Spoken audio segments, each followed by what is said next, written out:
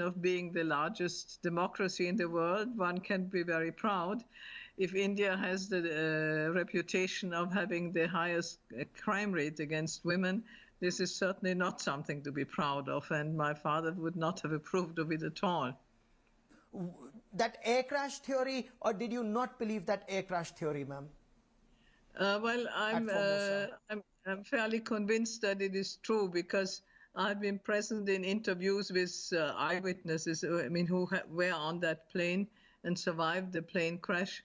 And if you look at all the evidence that is available and became available, it was not available in 1950 because many of the documentation was under lock and key. But if you look at all that, this is the one most convincing story, and everything else like Gumnami Baba and other nonsensical stuff. The relationship to Pakistan, I think if he had been around, he would have worked to, if he could not prevent partition, to better the relationship with Pakistan. And I think he might have been successful in that. 125th birth anniversary being celebrated in India. Ma'am, is Netaji finally, in your view, getting his due in our country?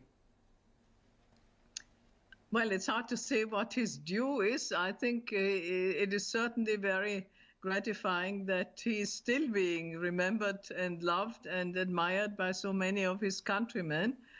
And the fact that many outstanding and many simple people do participate in remembering him and celebrating his birth anniversary is certainly very good. And I think if he were to know that, I'm sure he would be pleased about it, because after all, his country was his greatest love.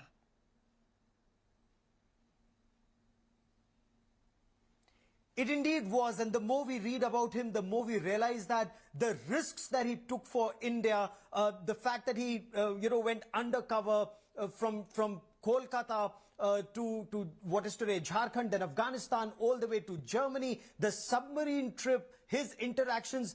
What do you, remember the most about your father, about Netaji Subhash Chandra Bose? How do you remember him?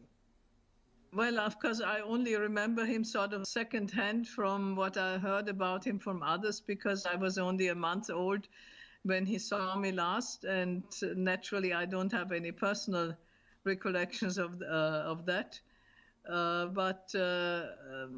Yes, ma'am. For me, he was always a man of great dedication to a cause. You might say, even with a simple single-mindedness of purpose, his country was everything for him, and everything else, loyalty towards family, friends, his own safety even was secondary to him. He was ready and willing to sacrifice everything, including his life, for his country. And he took grave risks. The manner in which he traveled to Afghanistan, didn't speak the language, Yes. The way he went to Germany, his interactions in Germany. You read extensively about him, stories that you heard. What inspired you the most? I mean, every speech of his that way is extremely inspiring, including the ones on Radio Berlin. But for you personally, ma'am? I think it was a combination of things, of both of his attitudes, his ideals, but also his actions. I greatly appreciate, because I share his religious attitude. He was a devout Hindu, and yet at the same time he had great respect for all other religions, or you might say that should be the case in a Hindu. Unfortunately, it's not always the case nowadays, or even then. But I think this was a very important part of his personality. his dedication to the downtrodden, to the people who did not have the most outstanding and easiest position in life, was very important. And as a woman, of course, I do appreciate that he was a very modern man for his day and age, that he believed in the equality of rights and obligations of women. And of course, I think India has something ahead of itself. I mean, India had a female prime minister many years ago, but on the other hand, women's rights today are not quite what they should be. And if India has the reputation of being the largest democracy in the world, one can be very proud. If India has the reputation of having the highest crime rate against women, this is certainly not something to be proud of, and my father would not have approved of it at all. Oh, absolutely. Oh, absolutely. And as you very rightly point out, he was way ahead of his times. It's only now that we see women in combat in India. They're now becoming fighter pilots. The fact that they're in Corps of Military Police and so on. But we had the Rani Jhansi regiment in his times in the Azad Hind Fauj. So he was way ahead of his times. Or as Prime Minister Narendra Modi today said, he was truly a visionary, ma'am. Yes, I think he was. If you read some of his articles, yes, ma'am. Go on. He really foresaw some developments which certainly did take place later on.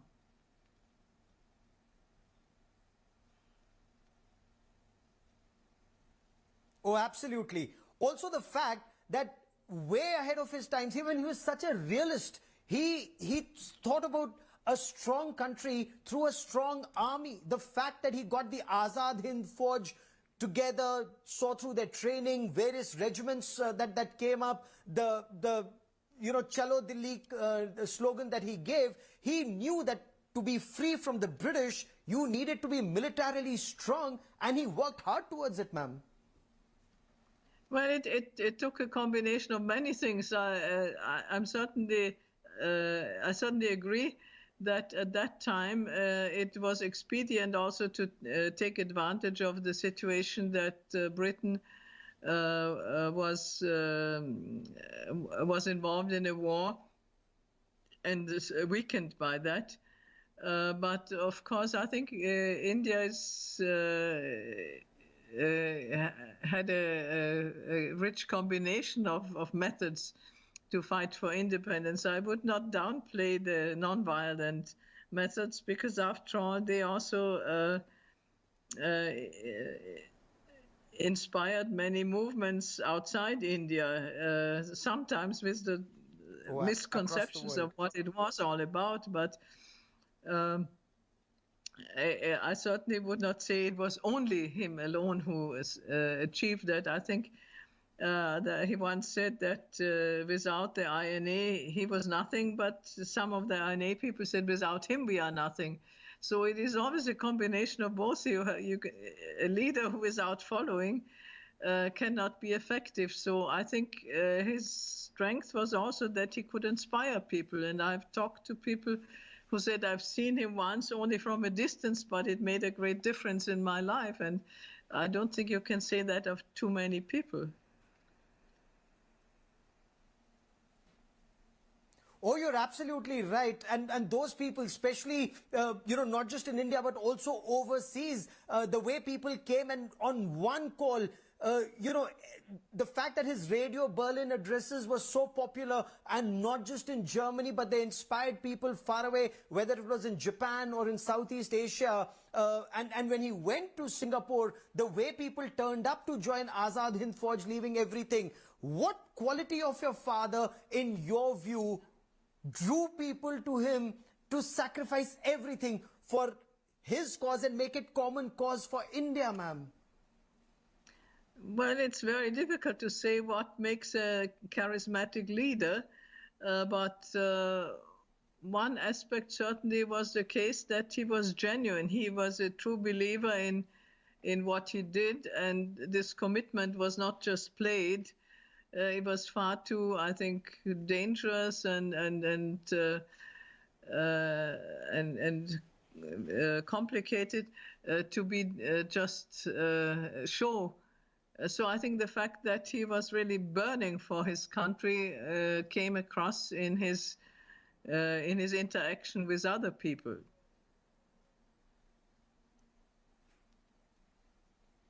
And being the realist, being the diplomat that he was, he did not agree with the ideology of the support of people he took, but he took their help to free India. And that showed how that fire to free India was burning so bright and so deep inside him, ma'am.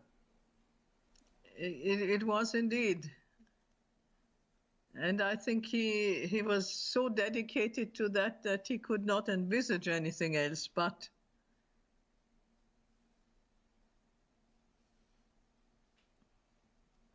Yep, and he never gave up hope. Even, when Japan gave up, when Germany gave up, he didn't give up. He said they may have given up. It's for them, but our cause is independence, and he continued to fight for independence till his last breath, ma'am. Did you believe that air crash theory, or did you not believe that air crash theory, ma'am? Well, I'm fairly convinced that it is true because I've been present in interviews with eyewitnesses, who were on that plane and survived the plane crash. And if you look at all the evidence that is available and became available, it was not available in 1950 because many of the documentation was under lock and key. But if you look at all that, this is the one most convincing story, and everything else like Gumnami Baba and other nonsensical stuff is just hearsay, and I might be and I could believe and so on, but there's no proof of anything of that.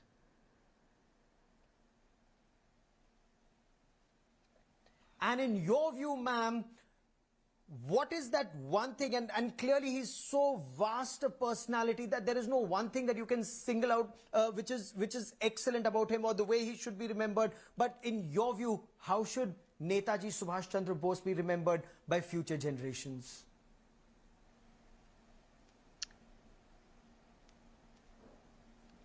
I think he should be remembered as a essentially modern man whose actions were based in very positive values and sentiments, and he had a great dedication to a cause and great integrity.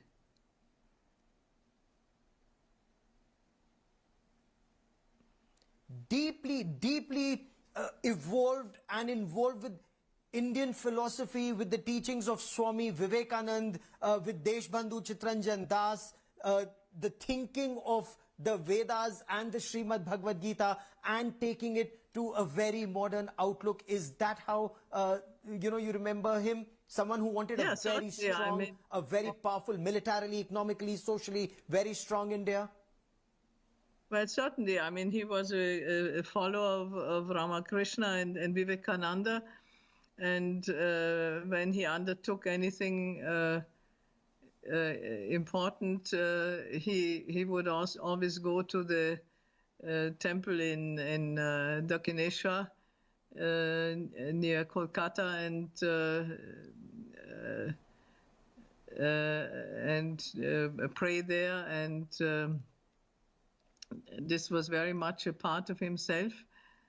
Even though he himself had very concrete ideas about how to shape the practical life of people. After all, he had learned to be a civil servant, even though he refused to become one.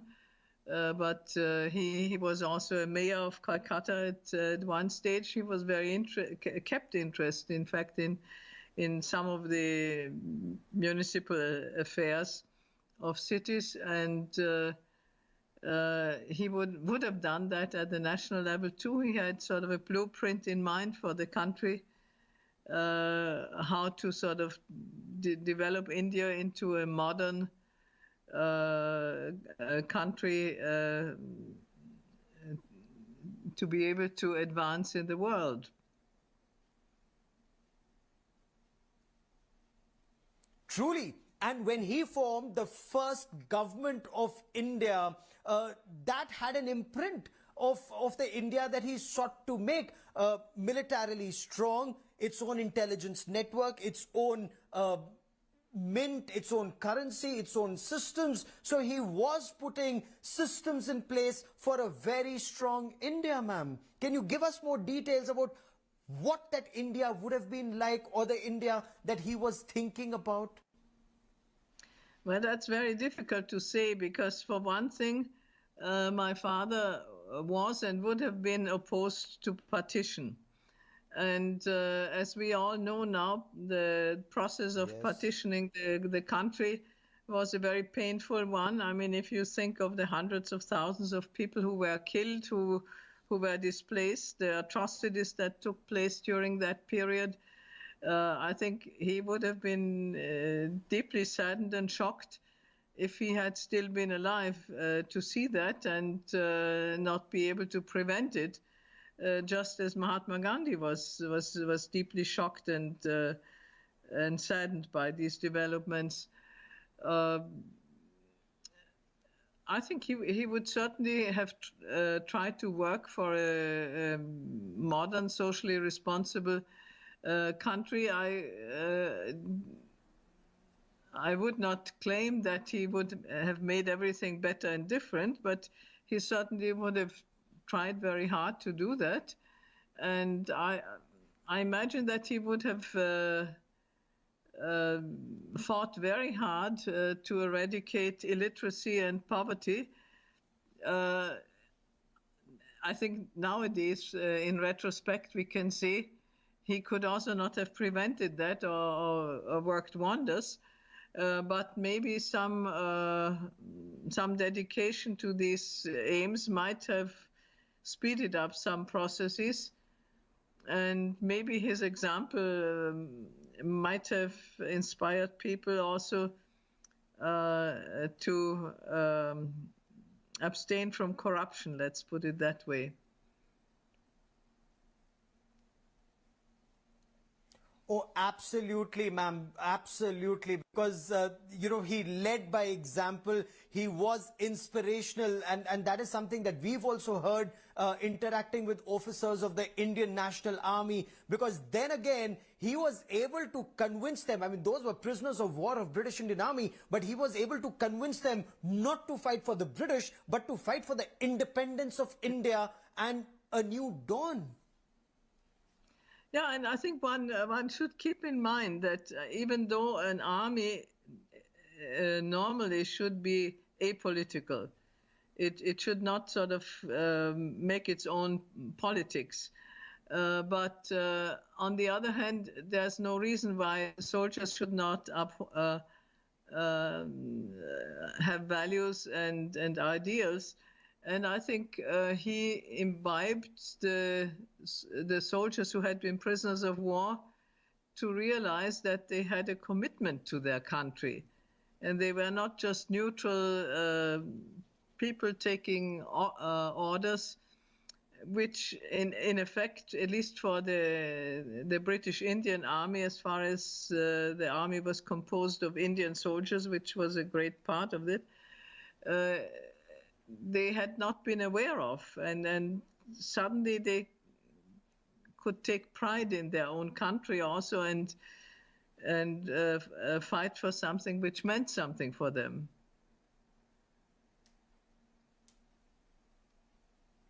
Which meant, you're absolutely right, it meant everything. And today, Prime Minister Narendra Modi, while he was at Victoria Memorial in Kolkata, he said the effort is to make the India that Netaji Subhash Chandra Bose would have been very proud of. And some examples that he took were a very strong army, both at the line of control and at the line of actual control. The effort that Atmanirbhar Bharat was happening, and several other steps.